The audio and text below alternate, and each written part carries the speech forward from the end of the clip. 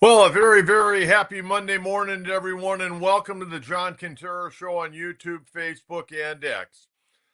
I had a good weekend personally, but our ball club, as we know, did not have a good weekend at Dodger Stadium. And we're going to dissect it from a variety of different ways. No question about that. Padres back home tonight, Monday through Thursday against the San Francisco Giants that are having their struggles right now. They won a game yesterday, but man, been a rough go for Bob Melvin's ball club. They're out of it, but they can play spoiler.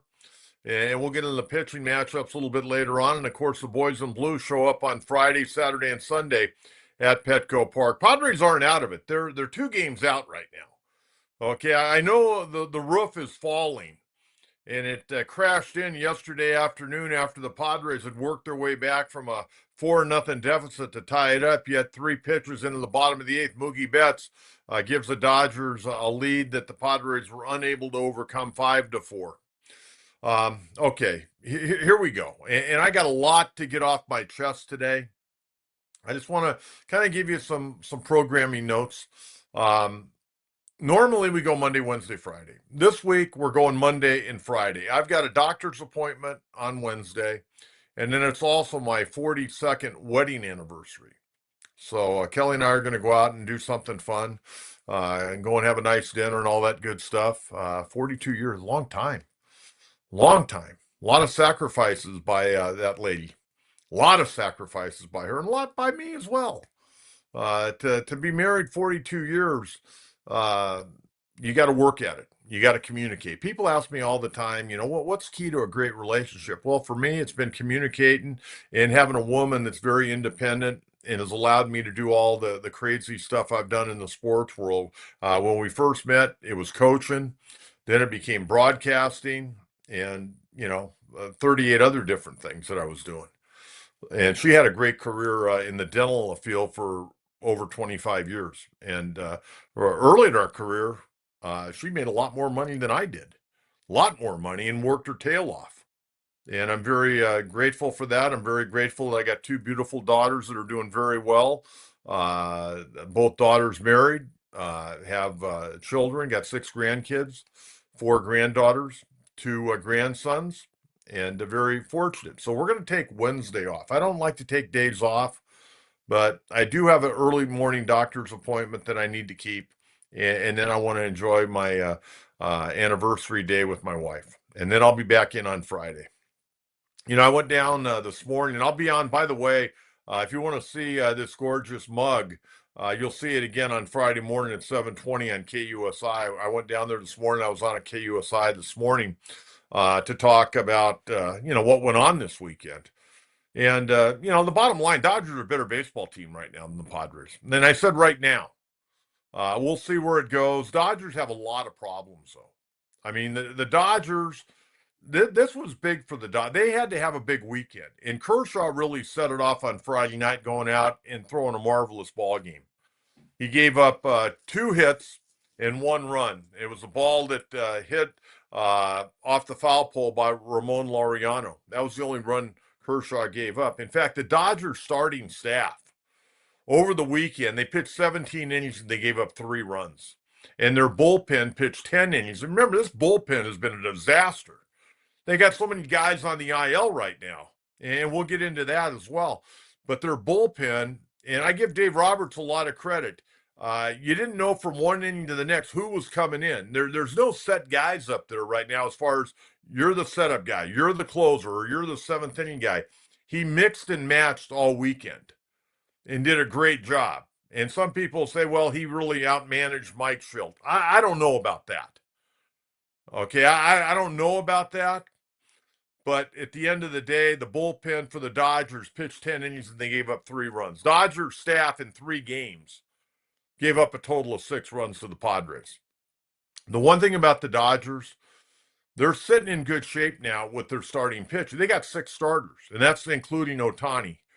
And so they can not run their guys into the ground, and they got a bunch of bullpen guys that are working their way back, whether it's Tanner Scott, who's not pitched well this year, Kirby Yates, who's not pitched well on the IL, Michael Kopech, who really gave them a big shot in the arm at the end of last year, he came back and was throwing pretty good, but then had knee inflammation and had to have meniscus surgery.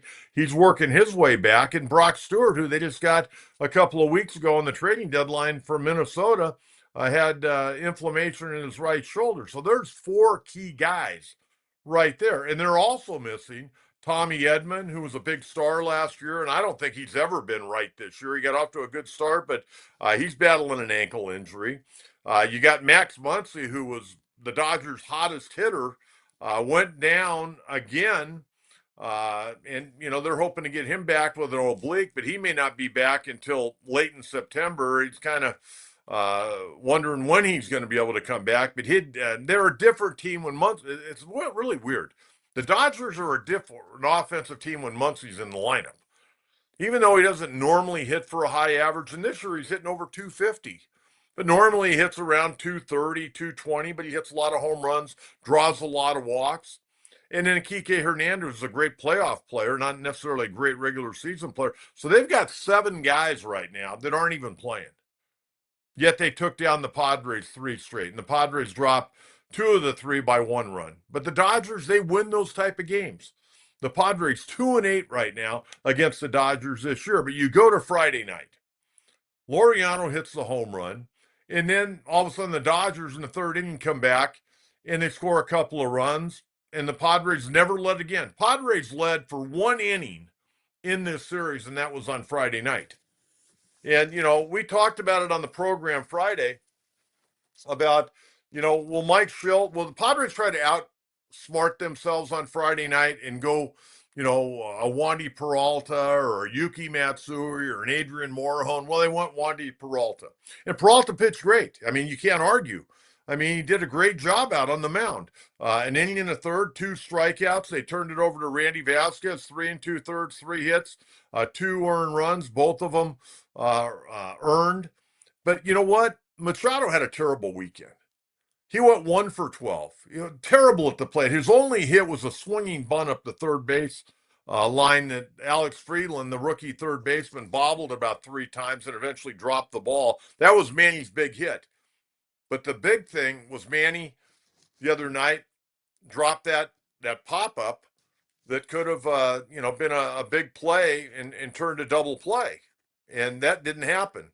And hey, you know what? At the end of the day, Dodgers just they made the plays and the Padres didn't make the play. And you go to Saturday, and oh my goodness gracious, I don't know what the hell was going on Saturday. I mean, Saturday in the first 2 innings, you talk about frustration. Tatis leads off with a single. He tries to steal second and gets gunned down. Then Arise right after that doubles. And Machado gets on base with a walk. Okay, and then they try, with 2 outs, they try a double steal, and Will Smith doesn't throw to third to try to get Arise. He goes to the back guy and gets Machado to end the inning with Bogaerts standing there with his bat in his hand.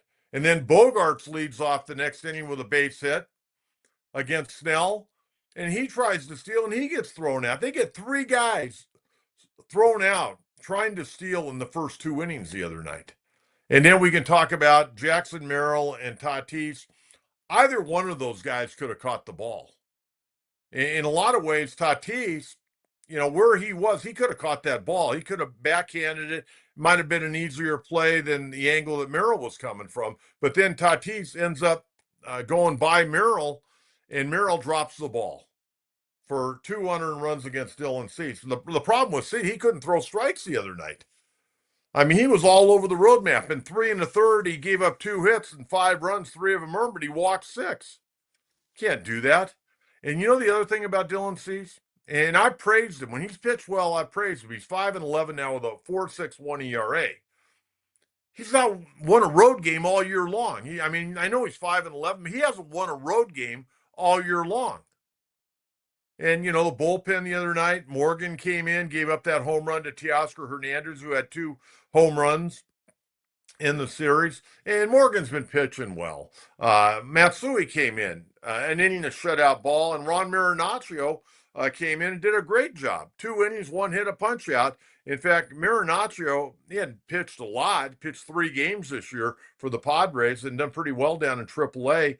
4 2/3 so far with the Padres, doesn't have an ERA. So the Padres get beat that night 6-0.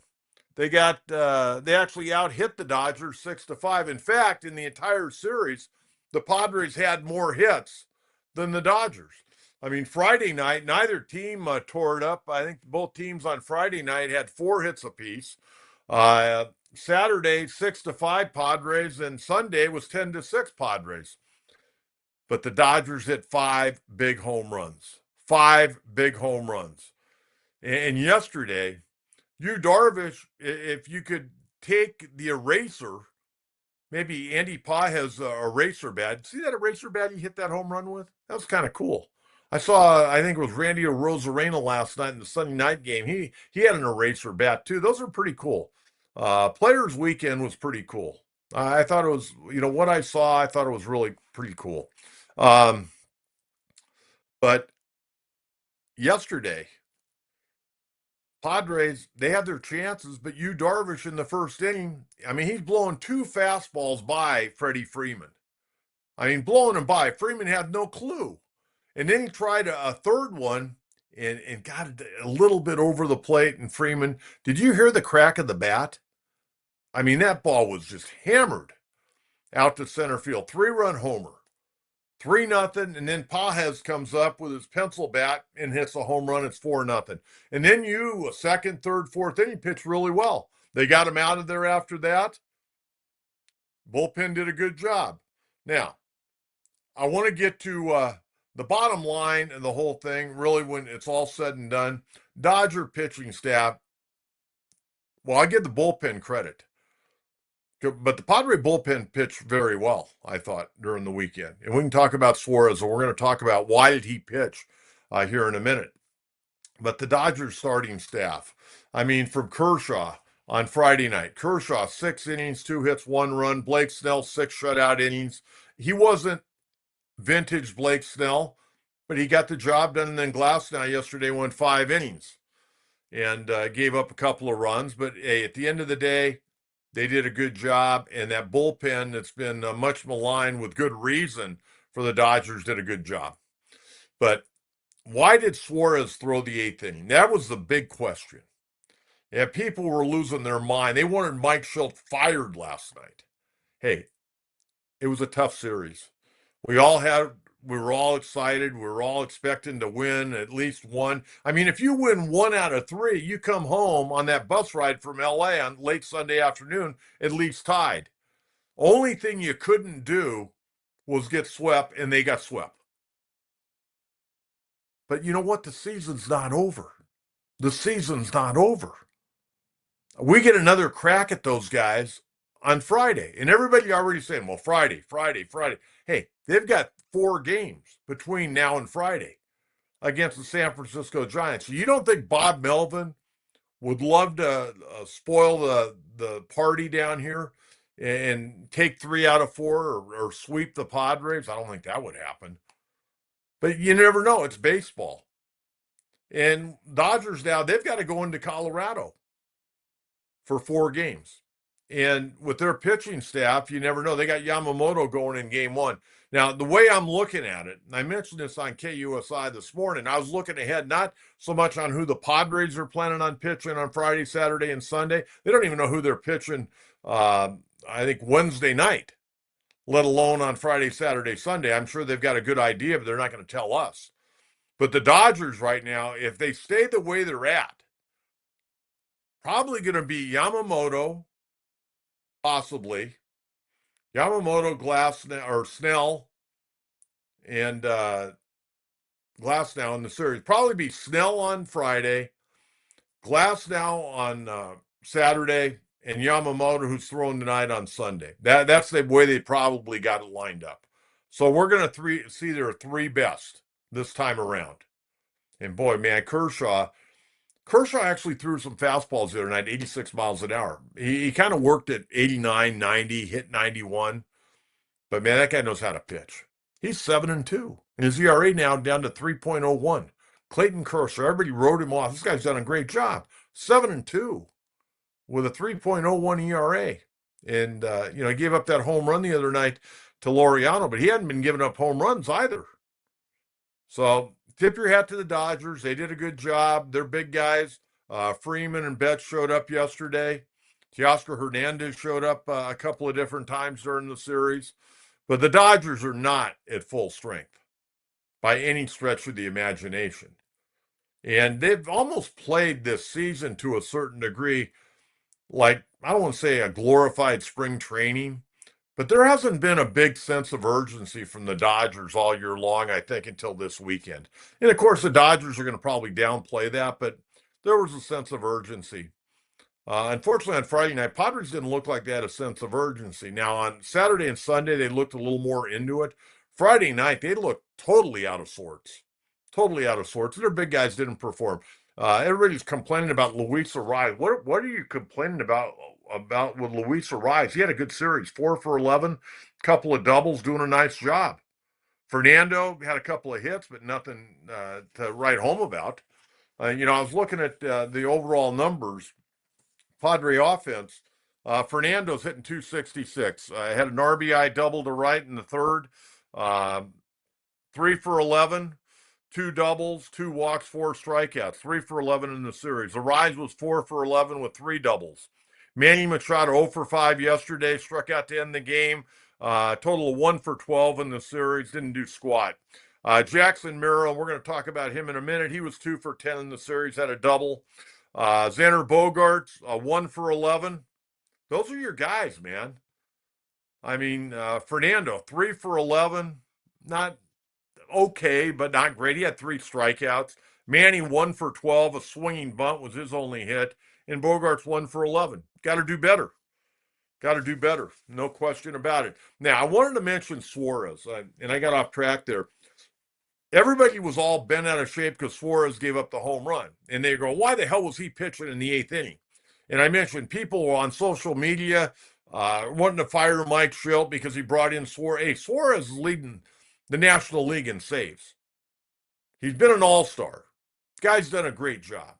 He hadn't pitched in 5 days, and they had him hot down in the bullpen, and they were going to bring him in.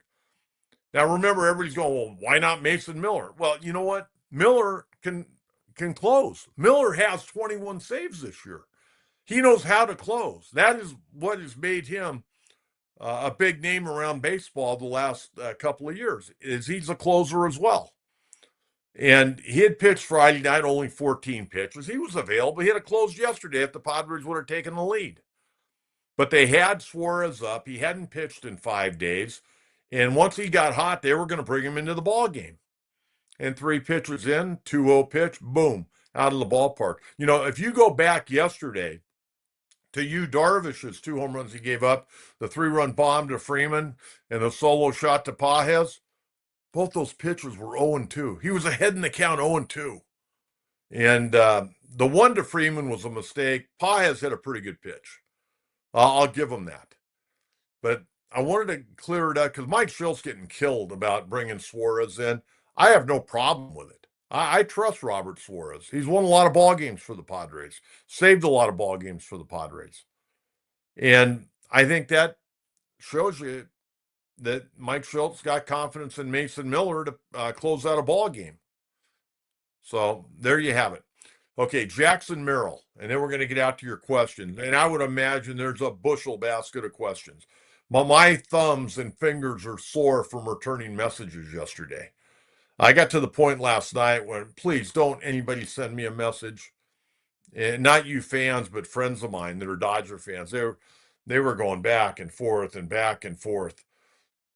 Just all upset. Now, Jackson Merril, he rolled his ankle on Friday night, played Saturday, not swinging. He was 2 for 10 in the series, struck out twice yesterday. And after the second time yesterday, Mike Shildt said enough, he's out. Got a left ankle problem, listed day to day. We're going to know more this afternoon regarding Jackson Merril when Mike Shildt meets with the media. But, I got to tell you, I'm down. I'm disappointed.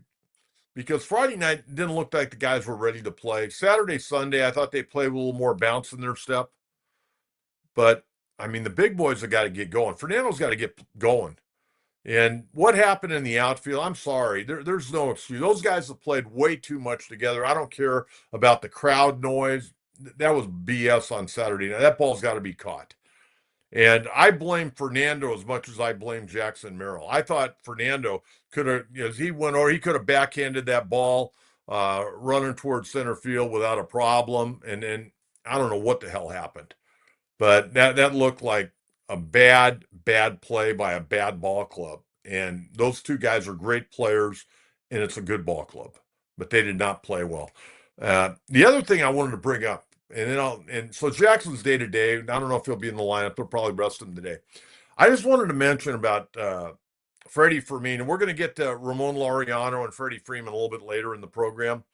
But yesterday, and all know that I'm a big Freddie Fermin guy, and I was when we got him. I was so excited because I knew all about him. But yesterday he hit a ball which should have been a double, and I'm not going to sit here and beat him up, but that's got to be a double because he came out of the batter's box, wasn't busting it, and he ended up getting thrown out by Pajes on a great throw. If he busts it out of the batter's box rather than admiring that shot to right center field, he gets into second base. And he may not have even needed to slide. It's not like he's, Carl Lewis running, but he kind of was admiring his shot, and he came out of the box a little bit slow and got thrown out at second base on a great throw by Pajes. You think about the Dodgers made every play. I mean, Will Smith threw out 3 base runners on Saturday night. Pajes throws out Fermin. Dodgers just made the plays, and the Padres didn't. And their big boys, had their moment. Not a lot of moments, but they had their moments. Ohtani, we did a pretty good job on Ohtani, but guy still finds a way to get a few hits here and there and get on base, and he scored a few runs. But Ohtani's not had a good year against the Padres. Padres have had his number pretty good. Okay, let's get out to questions. And then we're going to talk about Laureano and Fermin a little bit and the Giants in town. But everybody should have an opinion. The Padres now, and I'm not even going to put up the standings today. We're not putting the standings up today. We'll do it on Friday. We know the Padres are 2 games back, and we know right now they're securely in the wild card. But let's start firing those questions out. I'm anxious to see what all you fans have to say. Seems like Manning doesn't elevate his game against the Dodgers. Frustrating. Yeah, Manning stunk this weekend. He wasn't very good. And then that last at bat, rather than just trying to put the ball in play, it goes to 3-2, and he swung from his rear end. Had no chance of hitting that ball. Manning's got to play better in big games. He's got to be the leader of this ball club. Did not perform well. He did not have a good road trip, by the way. So he's got to pick it up a little bit. And I don't want this to sound sour grapes because it's not. But I can't really recall on Friday night as much as I can on Saturday and Sunday. And this worked both ways. Both umpires behind home plate on Saturday and Sunday were crap. Flat out crap. For both ball clubs. There were strikes being called balls and balls being called strikes. Both umpires on Saturday and Sunday weren't very good. I think Friday night they were pretty good. But it had no bearing on the outcome of the game. Both teams had to deal with it. But, man, when you got the talented guys out on the mound that both the Padres and Dodgers have, man, they give you a strike. When it's a ball, man, it really puts a hitter in dire straits. But now Manny stunk. It's that simple. First of all, that pop-up by Rojas the other day, that ball's got to be caught. I mean, he dove for it, but he overdove for it. Got to make that play. Hey, how about Rojas? He gets a hit out of that. I mean, because Manny dove. That was a terrible bunt. As my coach, he said, that's a horse bleep bunt. And it was. Ball should have been caught. Runner should have been on first and second. With 1 out, you still had the double play in order. Instead, bases loaded, nobody out. Bad play. You got to make that play. Got to make that play. Totally agree. Manny's got to get rolling. He's not had a good August to this point. 1 RBI so far this month for Machado. And what are we at, the 16th or 17th today, I think? Yeah, the 17th. Got 1 RBI. Not going to get it done. All right, thank you very much. Appreciate that. Neil, what are your thoughts about Sheets and O'Hearn never playing against lefties? O'Hearn has not hit lefties well. I was looking at that. Sheets has done a better job against lefties this year. Um, I would think tonight, um, going to be interesting on what they're going to do because Robbie Ray's a left-hander, and Robbie Ray, we know is really talented. Padres did a pretty good job against him last week. He can also walk hitters, but I don't know. Would they give Bryce Johnson a start and let him bat right-handed against Robbie Ray? Bryce Johnson's still on the team, just so you know, even though we never see him. But O'Hearn yesterday, what did he have? A double yesterday for an RBI. Sheets is considering not getting to play. He's still swinging the bat pretty well. It'd be interesting if Merrill's going to be out for a couple of days. I would imagine it'd be easy to put Laureano in center. I mean, Bryce Johnson, if you started him, you'd put him in center. But Laureano came up as a center fielder, and I think he still runs well enough to play center field at this point in time. He's 31 years of age, and that's who finished up yesterday in center field. It just, I'll be honest with you. I see Sheets and O'Hearn being kind of the similar type guy, normally I would say, you know what, if Merril can't play, stick Sheets out in left, put O'Hearn as the DH rather than um, Iglesias, who's got the power potential. But I don't know. Mike Schultz's going to have to figure it out. But I'd like to see O'Hearn and Sheets play a little bit more. But they've been trying to get Iglesias in there to keep him sharp as a DH. But I'd rather see Iglesias start at second base for Cronenworth and get another big bat in. I mean, Cronenworth's had a pretty good August, but he's not had a great year. But he has played better. There's no question about that. Cronenworth has played better. Yesterday, they ended up pinch hitting for him late in the ball game, and it was the right move. But I'd like to see O'Hearn and Sheets get in there as much as they possibly can. And quite frankly, if you can hit, you can hit. But O'Hearn's numbers have not been good this year, and I didn't go back and look historically how he's hit against left-handers. But this year he hasn't hit well. But I'm looking at it this way: the Padres traded to get him in here, and this guy was thought highly enough to be the starting DH for the American League in the All-Star game. I don't want him put in the cooler. And when he's played, there's been times when he's looked pretty good. There are other times he hasn't looked good, but that's baseball. There's great power potential there with him and with Sheets as well. I like both these guys. I really do. So hopefully both guys are going to get a lot of work this week and be ready for the Dodgers on Friday night. But you can't forget 4 games against the Giants. You don't want to go 2-2. You got to go 3-1. You got to go 3-1. If you sweep, great. But it'd be nice if you could cut that lead down to 1 and not let him extend it out to 3 or 4. If he gets out to 3 or 4, then it's going to be very difficult to catch the Dodgers, and you're going to really have to do some damage this weekend. So you want to keep it where it's at right now and take your shot against the Dodgers over the weekend. Neil, thank you very much. All right, O2RR, thank you very much on this Monday morning. We very much appreciate that. Super. 29 years ago today, Ken Caminiti got severely dehydrated from food poisoning, so he received IV fluids. He then eats Snicker bars and hits 2 home runs. The Padres beat the Mets 8-0 in Mexico. If I'm not mistaken, didn't the great Fernando Valenzuela start that game? He started one of those games. I think it was that game, but no, I remember that very well. I didn't realize today was the date. But, I got to tell you something about Caminetti. I was around that ball club a lot. I mean, I was out there. I was doing night shows on 690, and I came on some years 7 to 11, other years 8 to 12. And I would get out to the ballpark at 3:30. I spent a lot of time around that batting cage with Merv Rettenman and Tony Gwynn and Tim Flannery and Boch and the whole crew. I was there all the time if I wasn't on the air. And I got to know a lot of those guys.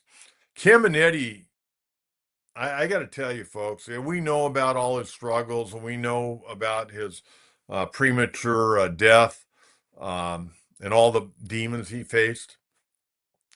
But I got to tell you, being in that Padre clubhouse day in and day out, I have no idea how this guy did what he did. His body was so beat up, and most of the time he was in the training room getting worked on, stretched out, rubbed, to loosen his body up, and then he'd come out, take batting practice. Always one of the last guys to come out for batting practice because he was in the training room. He'd come out, take his swings, go back in, and because I spent a lot of time with Tony. And I'd be sitting over with Tony, talking before the game. Then Eddie, the clubhouse attendant, he'd say, "Hey, coach, time to go." Be like 6:15, and I had to be out of the clubhouse. In those days at Qualcomm, they played at 7:10. And I would look at Caminetti, and Caminetti would be like facing into his cubicle with his head down, just trying to get himself squared away to play because his body was so beat up. And then he would get on the floor and start doing stretching on his own. He'd already been in the training room getting worked on. But how that guy performed, and I'm talking not just 98, I'm talking like 96, 97, 98. 98, he was banged up really bad. 96 was the year he won the MVP.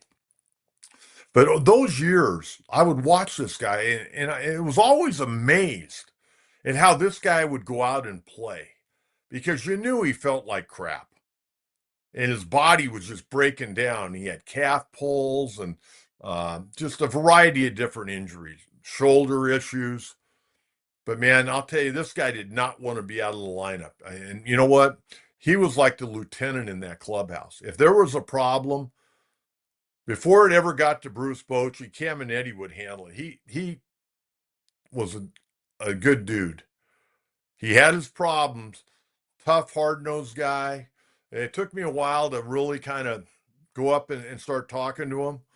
I remember interviewing him on the radio when he first came.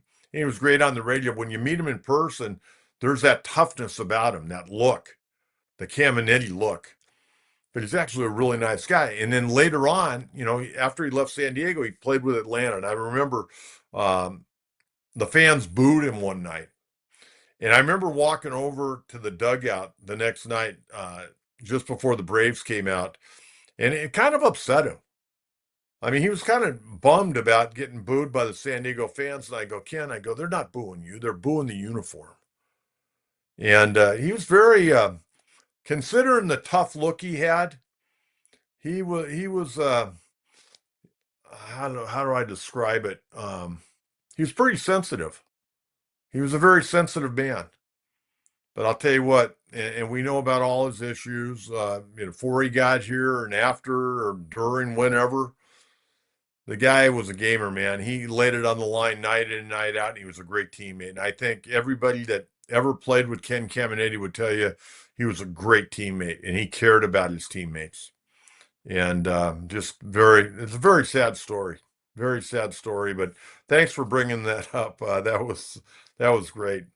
And I knew a guy that was in that Padre clubhouse as well, and he told me the whole story about that as well. We heard that story, but yeah, the Padres won that day, and I think Fernando pitched a few innings down there. But thank you very much, O2RR, and thank you very much for the contribution to the program. Steve Tejas, high coach Suarez throws a fat fastball right down the middle to Mookie, who is notorious for swinging at first pitch. We also didn't seem motivated as we should be. Mookie, when that count went to 2-0, and Suarez, or actually, yeah, it was 2-0 because it was the third pitch. Mookie was looking for a ball in his wheelhouse, and like you said, threw it right down the middle, and boom, that ball went out. Mookie had only hit like one homer in the last 32 games. Now, he's been swinging the bat much better the last couple of weeks. But man, Padres, they gave up 5 dingers in those 3 games. 5 dingers in those 3 games. Teoscar Hernandez, who really has a hard time hitting the ball in the outer third, he's got 2 balls where he was able to get the barrel on and hit them over the center field wall. Those were big time home runs. Those weren't cheapies. Steve, thank you very much. I appreciate that. Oh man, it was a rough weekend. Can you imagine that ride home from Dodger Stadium on a Sunday afternoon after you get swept 3 straight by your rival? WK, why isn't O'Hearn in the lineup every day? Get his butt off the bench, even if it's lefty pitching. Well, put him in as the designated hitter. You can put him in as the designated hitter, or you can put him at first, and Arise can be the designated hitter. It's that simple. I'm kind of anxious to see what the status of Jackson Merrill's going to be. Offensively, I'll be honest with you, I don't think you're going to be giving up a whole lot. Merrill's not had a good year offensively. Sheets, power potential, had a good year, really gotten his career on track, and O'Hearn's having a good year. So, Merrill just not, I mean, think about it. This guy's had all kinds of problems. He's had a hamstring that kept him out for a month. He had a concussion sliding into second base and getting hit in the head. And then now the ankle. And those ankles, those ankles could keep you out a lot longer than you would like. Some guys can bounce back right away, some are weeks. I don't think his will be weeks, maybe a few days, hopefully. But you never know. They're going to get some imaging today, and we'll see where it goes. But WK, I have no problem with O'Hearn and Sheets being in the lineup, but you just got to figure out where you're going to plug them in. All right, what else we got here? Omar Alonso Castro, Coach, I think we have to be honest. Many of our core guys are not high pressure performers. Only Tatis and Merril are really clutch, but they clocked out this season. You know what, Omar? That's a pretty good call. That's a pretty good call right there. The bottom line, the Padres are 2-8 against the Dodgers this year. Dodgers, really, if you look at it, if they finish tied for first, the Dodgers win it because they've won the season series. The best the Padres can do is 5-8. So really, the Padres have to, jump up over the Dodgers and finish actually a game ahead, because if it comes down to a tie, Dodgers win it because they got the tiebreaker right now. But Machado, I don't know. Sometimes Machado, I don't know. I don't know what got to him over the weekend. He didn't look very good. Didn't look very good at all. And that last swing, I did not like at all. I mean, you got to put the ball in play. If you hit it out, great. But, man, you can't strike out. You got to put the ball in play and get the tying run on and the winning run coming to the plate. And he just swung from his rear end. That wasn't a good swing at all. But didn't have a good weekend. 1 for 12. Swinging bunt base hit up the third baseline was his only hit. So Omar, thank you very much. I can't disagree. And Merrill not having a good year. Tatis, I don't think having a good year either. Tatis got off to that great start the first couple of months, and I don't know what the hell's happened to him, but he's not using his legs in his swing. He's doing a lot of waving at the baseball with his upper body. All right, Omar, thank you very much. What else we got? Ricardo Martinez. Tatis supposed to be one of the best players in baseball. He's not been close to that since his suspension. Is he tradable after this season? Um, Ricardo, I can't disagree with you. I can't disagree with you. And I think if you look at the back of his baseball card, what you said is probably true. In fact, I know it's true. He's not the same player. And he certainly doesn't play the game with the fervor that he played a few years ago. And I don't know what's going on. I don't know if there's a personal issue off the field. I really don't know, and I don't like to get into that. But he hasn't been the same player. You look at the back of his baseball card, as people always like to say, he hasn't been the same guy. There's no doubt about it. And he's not one of the best players in baseball right now. I think he's one of the most exciting players in baseball because the guy can make plays, and he's still playing a good right field. But he's been stuck on 17 home runs forever. Since May 28th, he's hit 4 home runs. That tells you the kind of start he got off to. I mean, he got off to a red hot start with those 13 home runs early. But all of a sudden, man, came to a screeching halt. And, not hitting for a big average, hitting 266 right now. There are a lot of guys hitting 266. He has a no trade contract right now, so he's not going anywhere unless he comes in and asks the Padres to move him to a different organization. I wonder what the trade value would be for Fernando at this point in time, because that contract's still very affordable. He's only 26 years of age, but Padres aren't going to trade him because he has a no trade for several more years. So there you have it. Ricardo, thank you very much. Appreciate that. Okay, what else we got here? Ramon Laureano. Okay, well, Ramon Laureano playing with fire. Friday night, 1 for 4, his 18th homer. Saturday, 1 for 4. Sunday, 2 for 3, hit by batter, his 20th double, 19th home run for the series against the Dodgers. 4 for 11, 2 homers, a double, 3 runs scored, getting the job done. Remember, Padres only scored 6 runs in 3 games against the Dodgers. So Ramon Laureano getting it done. And the other guy I want to mention is Freddie Fermin. He caught all 3 games. I would think Elias Diaz is going to catch tonight. But Freddie Fermin caught all 3 games, doing a great job behind the plate. Friday night, 1 for 2. Had a really nice sacrifice bunt in the 7th inning to move runners up to third and second. Saturday night, he went 0 for 3. Yesterday, 2 for 4, 3 for 9 in the series. Doing a really, really nice job. I got no problem with Freddie Fermin or Ramon Laureano. I mean, all these guys they picked up, I love. I mean, I know O'Hearn hasn't hit for much of an average yet, but he had that big home run in Arizona to tie the ball game up. He had a double yesterday. I love these guys, and Mason Miller. We know how well he's performed at this point. So there you have it.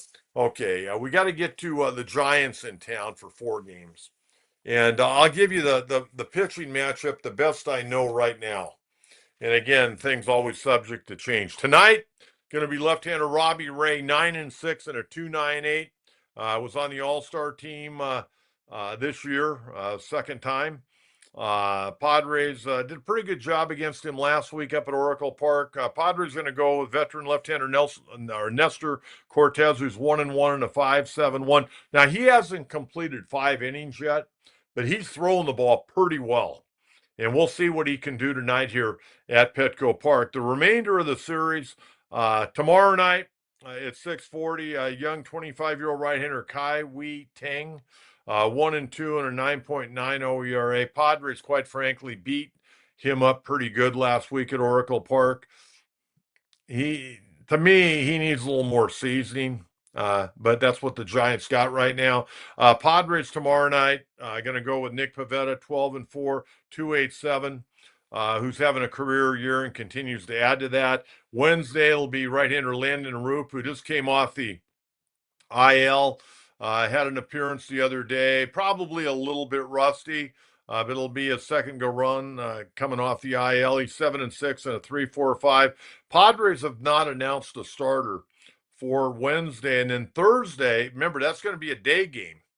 Right-hander Justin Verlander, 1-9 in a 4.23, going against right-hander Dylan Cease, 5-11 and a 4.61. And I have no idea if Justin Verlander is going to come back next year or not. But let's face it, Justin Verlander, first ballot Hall of Famer, had an incredible career. Maybe his last time he steps on the mound at Petco Park. So even though he's 1-9 and a 4+ ERA, if you got some nostalgia and want to say you saw a Hall of Fame pitcher, you want to get out to the day game on Thursday. And Justin Verlander is expected to be on the mound. Okay, let's get to Aztec football. Aztec football. 1 week from Thursday, August 28th, 7:05 at Snapdragon Stadium. Do you have your tickets? Do you have your tickets yet? They're telling me that this team is going to be a lot better than last year. And my response to them was, it better be. It has to be. They were 3-9 last year in Sean Lewis's first year. They got a lot of new players. Training camp, from what I understand, has gone very, very well. I talked to Caleb Davis, the general manager who they brought in from Notre Dame. Good guy. He said, Coach, this team's going to be a lot better than you saw last year. And Caleb wasn't here last year, but he looked at a lot of the tape. And we're going to get Caleb on the program. We're hoping to get Coach Lewis on the program one of these days as well. And I told him when I talked to him, I go, hey, Stony Brook's not a layup. He goes, yeah, I know. Everybody's thinking Stony Brook, ha ha, he. Well, it's not. They're pretty good. One of the great stories in college football a year ago, in 2023, they went 0-10. And last year, with a new coaching staff and a lot of new players, they went 8-4 and 5-3 in their conference. So that'll be a little bit tougher game than people are anticipating. But I'm going to be there. Hopefully, you're going to be there. Give Aztec football a little support. And the other thing I got to mention? 3 years ago, when they opened the stadium, they priced out a lot of people. I mean, the ticket prices were ridiculously high. Look at the prices now. Go online. And I'm not trying to sell tickets. I don't get a kickback from the Aztecs, but you know what? Very affordable. Very affordable. You can take, your son, your daughter, your wife, if you and a buddy, next door neighbor want to go to a game, very affordable. Check them out. And we're going to be talking more about Aztec football as we get into college football. I love college football. Baseball's my deal, but I love college football and college basketball. But college football is the best, man. I'll watch a college football game from the ESPN show in the morning to the last down played on a Saturday night, and then I'll watch, the recap till midnight or 12:30. Man, I love college football, and it doesn't matter what league, what brand. Just love college football. And a week or this Friday night, we're going to have high school football. And Friday, we may have a couple of guests on Friday. We're going to obviously talk about the Padre Giants series.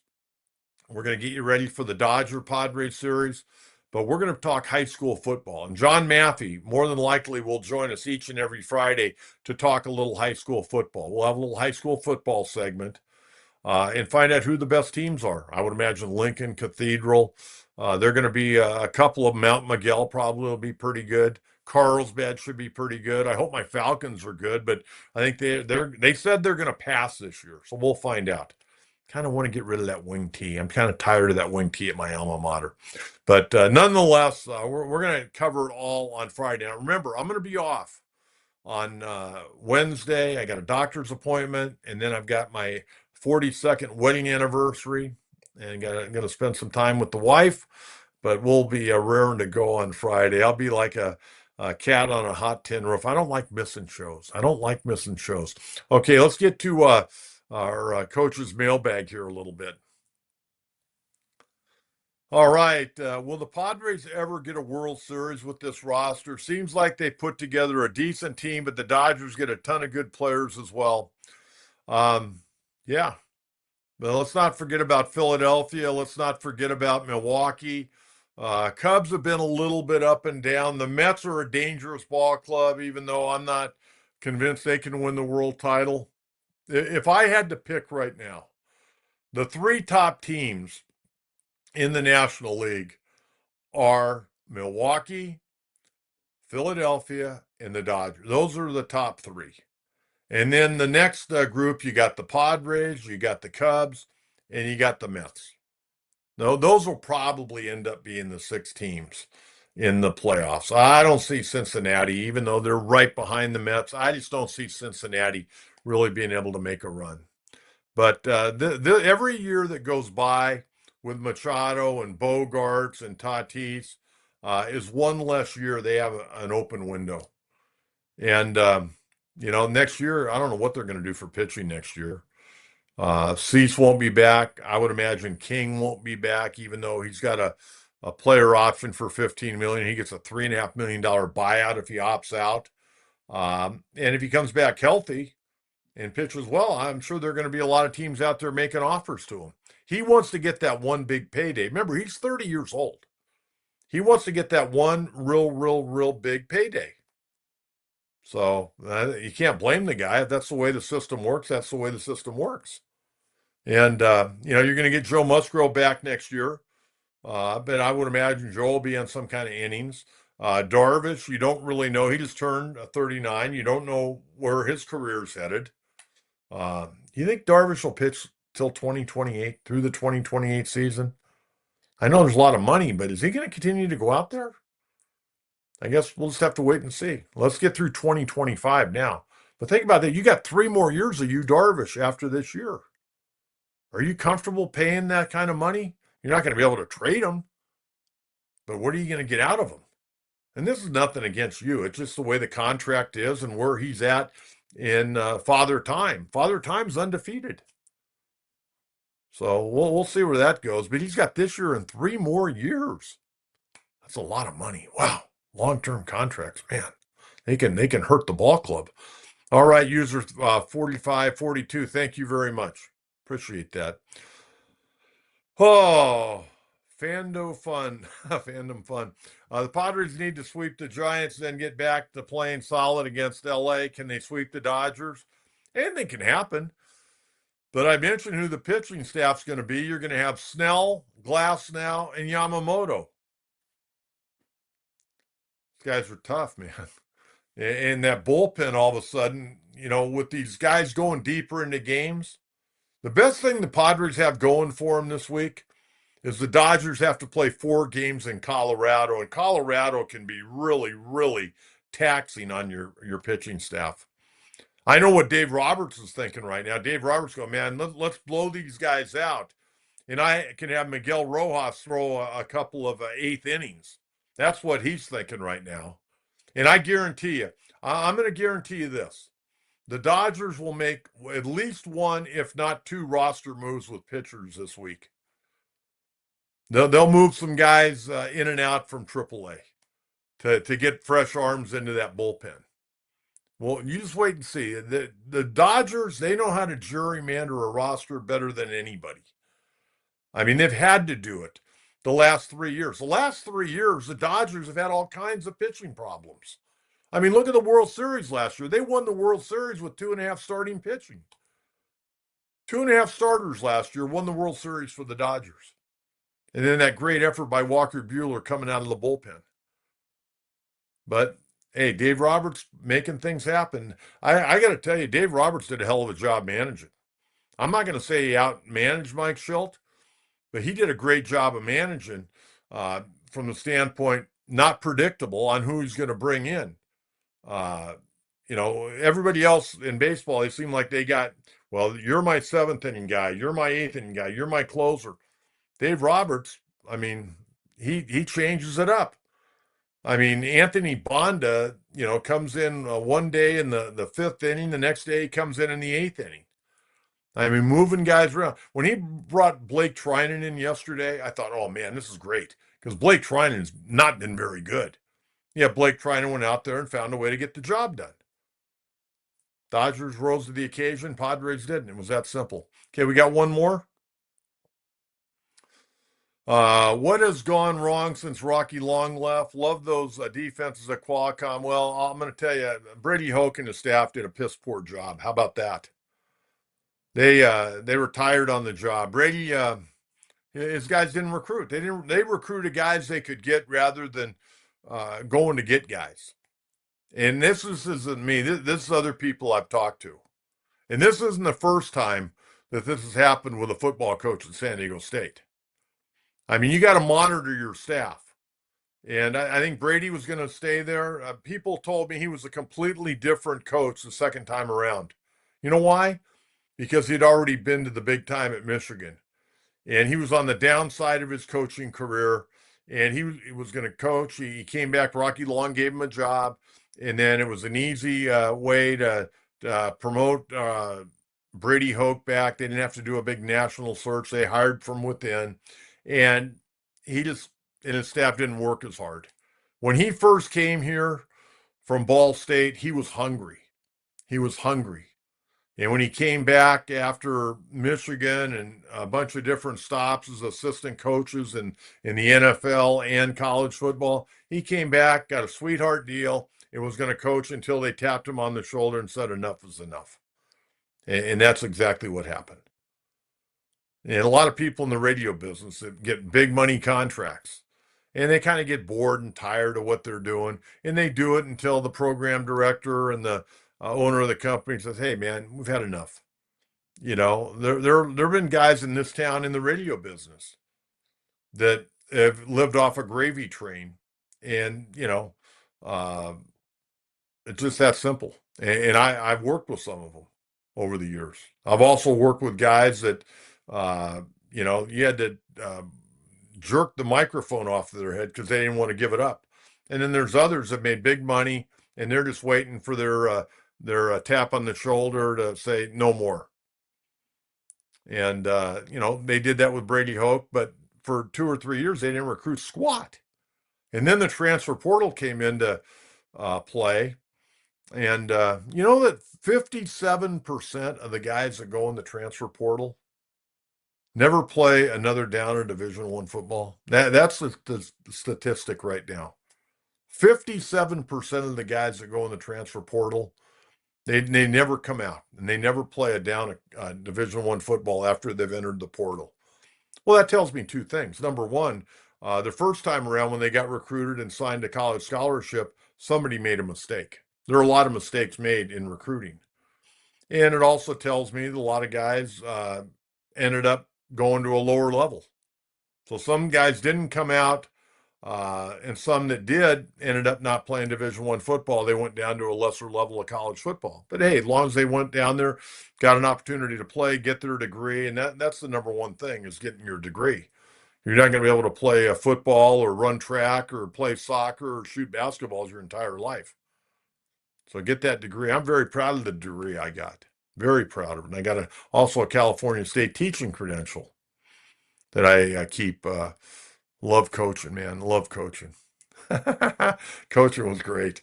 But Rocky Long, one of my favorite guys I covered in the history of my sports career in San Diego. Always a big Rocky Long fan and always will be.